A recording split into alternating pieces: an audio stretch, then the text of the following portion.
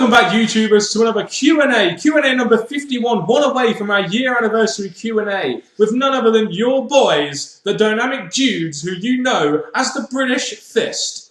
Mr. Parkin here to answer your questions. In this corner, we have NJ here to answer your questions. What's up? And the What's Up may be answering a couple of questions as well. Subscribe up above, like this video if you will, and comment any thoughts you have on the questions we've answered or the opinions we have generated down in that comment section below. Make sure you contact us in the link in the description box below. Indeed, and in those links in the description box below, you'll also see how to contact us to keep sending us questions so we can keep doing these Q&As through YouTube inboxing us, which is the best method, through commenting down below, or also putting a post on our Facebook wall, which is facebook.com/British Fist. How about that, NJ? Oh yes. Indeed. Do this, people. Do this. Yes, do that, people. Show your support for the British Fist. So yeah, we do thank you for giving us your questions and keep sending in your questions. If your question hasn't been answered in this Q&A, it will be answered in a future Q&A. We do promise we get through every single question we get sent to us. So there we go. Shall we dive onto this Q&A, NJ? Dive. One away from number 52. Boy, I'm looking forward to that one. The first question comes from Here Comes Herpes. Here Comes Herpes. A nice wingy name there. 3 people who you think deserve to be in the Hall of Fame. An interesting question. We've got 3 people off the top of our list that aren't in the Hall of Fame that really should be, and 2 of them are probably not in there because of particular reasons. But we'll start off with the one, Mick Foley. I think Mick Foley, with the legend in the business that he is, should definitely be in the Hall of Fame, and I think he will get into the Hall of Fame soon. I think it's just a matter of time, really. Well, with Mick Foley making his odd appearances now, he's not making as much. He deserves to be in his place within the Hall of Fame and doing his part for the WWE's Hall of Fame and the future of the Hall of Fame itself. Yeah, and the future of the business, essentially, as well.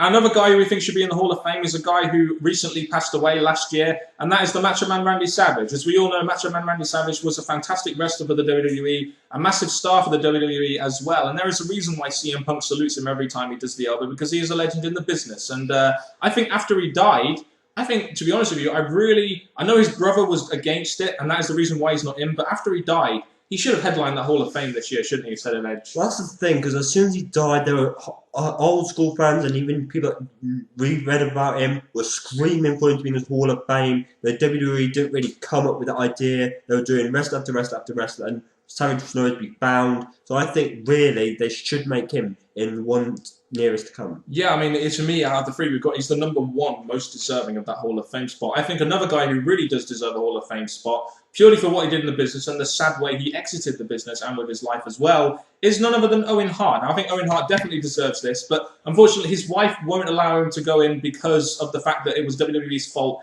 that he died. And I can understand that, but I would really love to see, for the business and for the respect of the fans, for the fans as well, would love to see Owen Hart, as the legend he was, in that Hall of Fame. I really would. He's very deserving of it. Well, the good thing about it is if they do bring him in, there'll be a good Hart reunion, a big family speech on the Hall of Fame, which will be a big draw because of the word that we said, the people who'll be watching. So I think it's really needed to give the respect to the Hart family, just like they've given to the rest. Yeah, indeed, I think it will. So we've got 3 guys there who we really think deserve to be in the Hall of Fame. Any others that you think? There is one more. Oh, you got one more? There is one more. Who's that? He really deserves this, Who's and that? it's none other than the Nature Boy, Ric Flair. Oh, you mean to go in a third time, as you'd probably say on TNA. My 3 Hall of Fame rings, brother. But there we go. So 3 guys there that definitely deserve to go into the Hall of Fame in our opinion. If you guys can think of any other people, and I'm sure you will, comment down below who else you think should be in the Hall of Fame.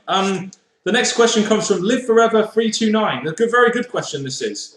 Who do you rate as the greatest talkers of all time? And we've got a list of, what, 5 people? And each of them has a reason why they probably could be considered a great talker.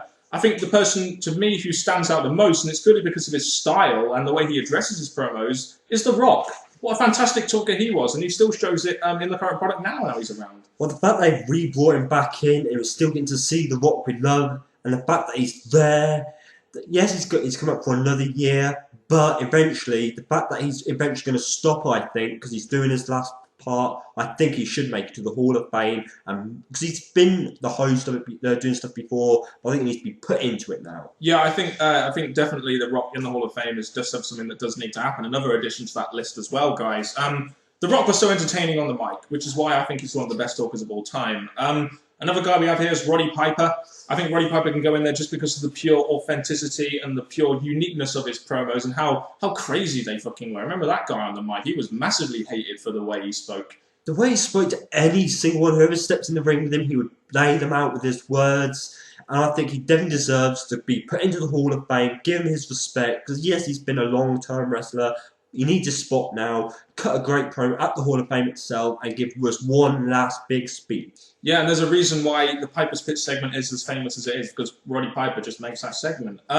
Ric Flair is another guy who was fantastic on the mic, another great talker. You know, it always seemed like with Ric Flair that he was just talking off the bloody cuff and he was just saying whatever came to him. I'm the Nature Boy, baby! I'm the Nature Boy! I'm your wrestling god! God! And, you know, Ric Flair on the mic, again, another great example of an NWA, you know, heel champion on the mic. It's brilliant. Well, Ric Flair, he's been in it a long time. He's done a lot of things for the company. He has the right to make his speeches, his commentates, everything. So I think he is definitely one that the WWE will look at as well as other business for the great talks he has in the ring. Indeed. And another guy is also, of course, the Macho Man Randy Savage. Oh, yeah. Remember how unique his promos were, you know? The guy with, you know, a colourful character like Macho Man Randy Savage, and how unique his character was and how unique his mic style was. Again, really puts him up there with some of the greatest talkers of all time, in my opinion. Well, when they wanted a promo to be cut in a special kind of way, they would use Randy Savage.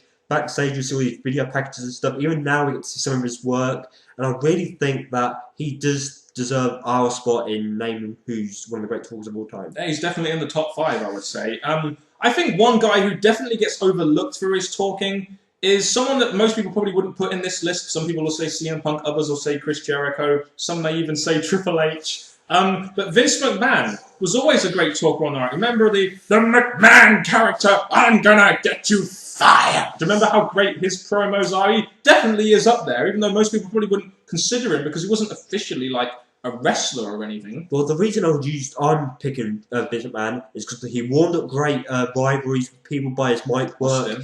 Him as a chairman, he did great work there, building himself up with everyone. Diva, wrestler, family, definitely warmed up to whatever he was going to go on to next. And I really think he definitely deserved one of the spots in these 5. Yeah, and I think you could also give a lot of these accolades to some of the commentators and some of the voices we see in WWE. Jim Ross is a great talker, in my opinion. Gorilla Monsoon was another great talker. Jesse Ventura, Bobby the Brain Heenan, Jerry Lawler even, you know, occasionally has his good spells. And I think guys like Eric Bischoff should be in some of the best talkers, in my opinion. You could maybe even put a whole Paul Heyman in there, maybe. But there are some great wrestling talkers and some great non-wrestling talkers out there. And there are a lot of great talkers out there. And obviously, we've just named ones from the top of our head. Ones that we think are the best. Please share who you think is a great talker. If you can find one better than what we picked, please share in the comments section below. Indeed, yes, please do that. The next question we got is from Lee Blade 09, a very interesting question, which will give very interesting answers. Which current gimmick do you find most interesting? I'm guessing this means in the whole wrestling business. What gimmicks do you find very interesting throughout the whole wrestling business? Oh, gimmicks. It's one that they're building up that starts off looking it's not going to work and they actually end up working. I think those gimmicks would work. Like, if I had to think of one, the gimmicks at the moment are a bit weak and a bit oof. But gimmicks that have worked, I'd say the Best in the Worldy gimmick. That one started off as just like a saying, and it grew up to be a word gimmick to put people over, and that was good. I think you could also mention like characters will also be part of this. A gimmick is also a character as well. I would say you've got a lot of gimmick, like a Kevin Steen is a fantastic character and a fantastic gimmick in my opinion. The guy who just will do whatever he can to get that world title. I mean, there's a lot of gimmicks in like TNA and WWE. I think one gimmick to me that stands out it's an FCW actually. It's a very interesting character which could make it to TV at some time, and that is the Bray Wyatt character. We have this Texan guy who is singing in his promos. And trust me, NJ, if you saw this guy, Husky Harris, honestly, his new gimmick is incredibly entertaining, and that is the most interesting gimmick in my opinion at the moment. The Texan, the Texan psychotic, Husky Harris from FCW. I really enjoy that character, and the Dean Ambrose character as well. Well, as much as them, it's like gimmicks. If I think, outrageous gimmicks like. There's the Funkasaurus, which worked at the beginning. As soon as it came in, people liked it. As it grew, it quickly went. We have the Honk Tonk Man, he had a gimmick, obviously the guitar playing and all that. The gobbledygooker. Remember that one? I won't even mention that. Stone Cold Steve Austin is another great gimmick.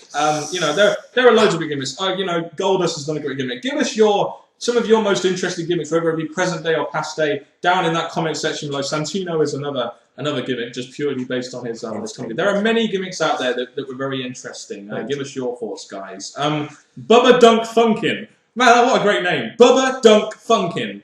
Do you guys think it's finally time for WWE to get rid of the Rainbow Kids PG rating and go back to being TV-14? I might have a bit of a boogie, NJ. I think we're both having a bit of a boogie right now, aren't we? Oh yeah. Boogie on down, boogie on down, boogie, boogie, boogie, boogie, boogie, boogie on down. I feel like an old man, like the way I'm dancing right now. Do you think it's finally time for WWE to get rid of the PG rating and go TV-14? I think based on our dancing, probably not. Well, I suppose I want to say yes, because in the past, the things in the past screamed out entertainment, had the fans on their feet, clapping away, cheering away, rooting away, and now we've gone to this whole new thing.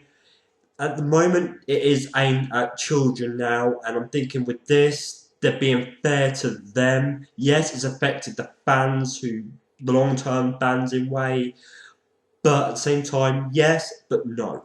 Yeah, I mean, I would like to see WWE go back to TV-14, but what I would like more out of WWE is to improve the quality of their writing.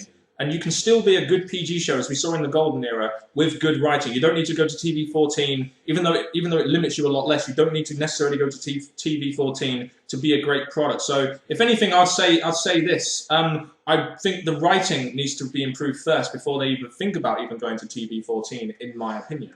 Well, with the WWE hiring new writers, it has affected the show big time. I'm thinking if they kept the writers they had or got one similar, we'd still be in the new PG era, but with writers that can be balanced out for the kids as well as the longer term fans. But sadly, they've gone down a different direction, and now we're in an era and a time zone where the focus is definitely on the kids more than anything else. Yes, and we're getting Damien Sandow style Hollywood scriptwriters for us all at WWE.com. But there we go.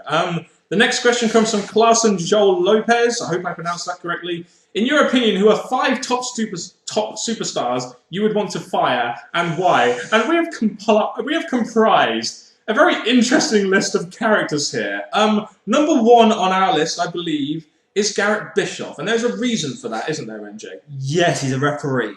Yeah, well, he should be a referee, but they tried to bring him through as a wrestler. He's only there because of his dad. It really doesn't work. And to be honest with you, I'd rather see Eric Bischoff on TV than Garrett Bischoff, in my opinion. He's just not got enough talent, in my opinion, at the moment to really warrant the push he got. So I'd really want to fire him because I don't like him. Again, I'm not going to put my full blame on Garrett. I'm going to do it on TNA because at the moment they're putting him with bigger wrestlers already. He's gone with AJ Styles, Sting, Hogan, Angle. He's done all this. I think it's done too fast. As much as I don't like Garrett, it's more TNA booking. It is. It's a bit like Robbie E as well, isn't it? Robbie E has been booked in the TV title picture, and that's another character that I just would love to fire. Robbie E, what the fuck is he still doing on TV? Such an annoying and useless character. And this is where things go a bit different for me. I'm not blaming TNA for this, because they could have brought him in, done him well. The thing is, it's him himself. His look about him doesn't really give a wrestler look, doesn't really give something that we believe in. Yes, he's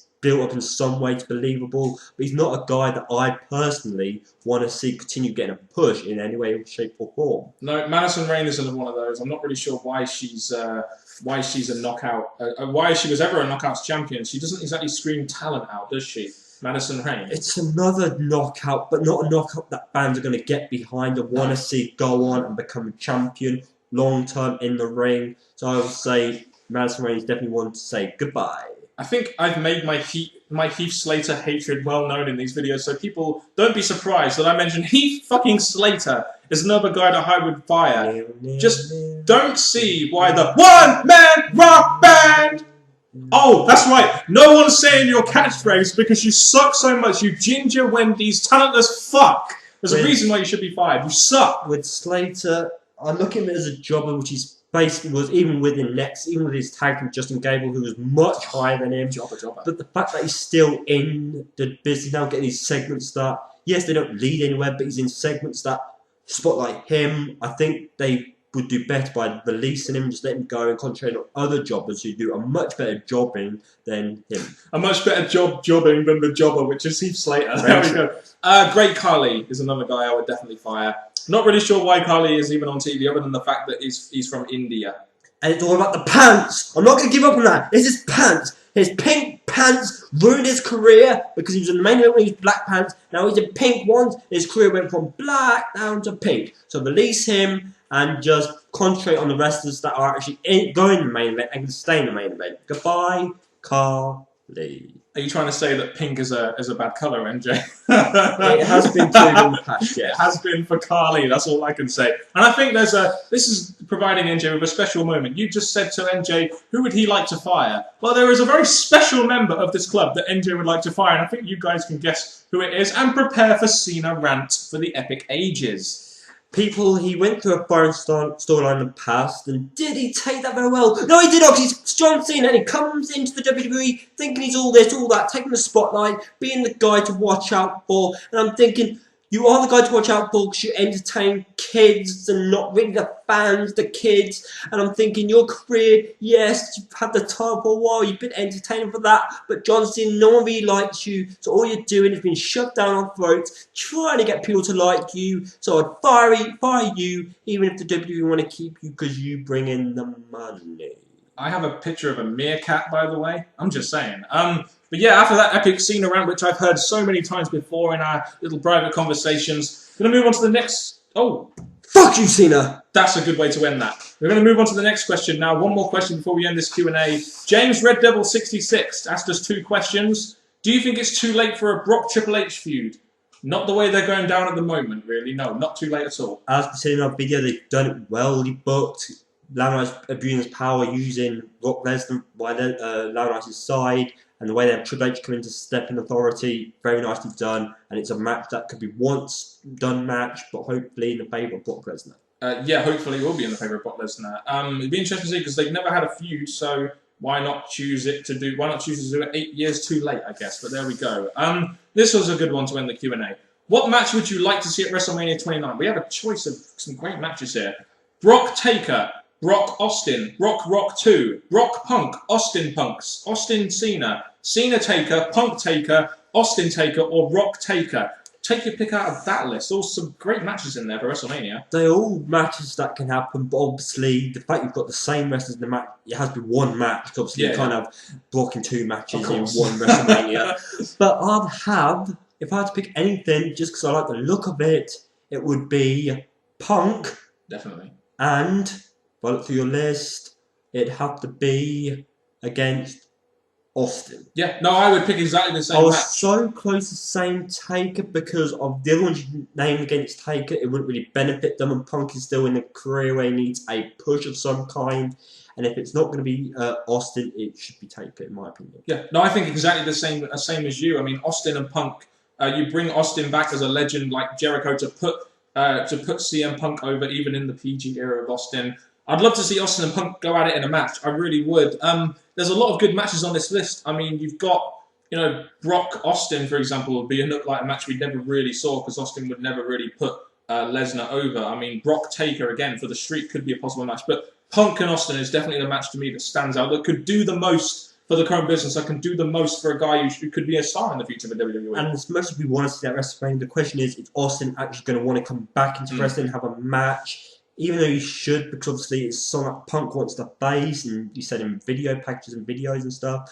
But out of all the matches you've named, that one stands out as #1 match for WrestleMania. And out of all the matches we've been given here, once again, guys, as we very, obviously do on these Q&As, give us your opinions on this. What match would you like to see at WrestleMania? It'd be interesting to get your thoughts on this one. And get any thoughts you have on any of the questions you've had down in that comment section below. And I will respond to them, or we will respond to them when we can. And guys, that's been another Q&A. And God, I enjoy doing these Q&As a lot. I'm not even lying when I say that. Well, the people with the creative YouTube end, the creative questions, and I'm really thankful for you doing this. So please keep them coming so we can keep giving you shout outs, so we can keep answering your questions, just so we can keep on making these videos. Because when we go past 52, we want to keep on going, get to another milestone, get more questions going, share more of our opinions, and keep the enjoyment rolling. Yeah, indeed, and we passed another milestone here, NJ. We've just done a 20-minute Q&A, but there we go. We've been very, very interesting to answer your questions, guys. We've had some very good questions in this Q&A, actually. Look forward to the next Q&A where we'll be answering more questions, of course. And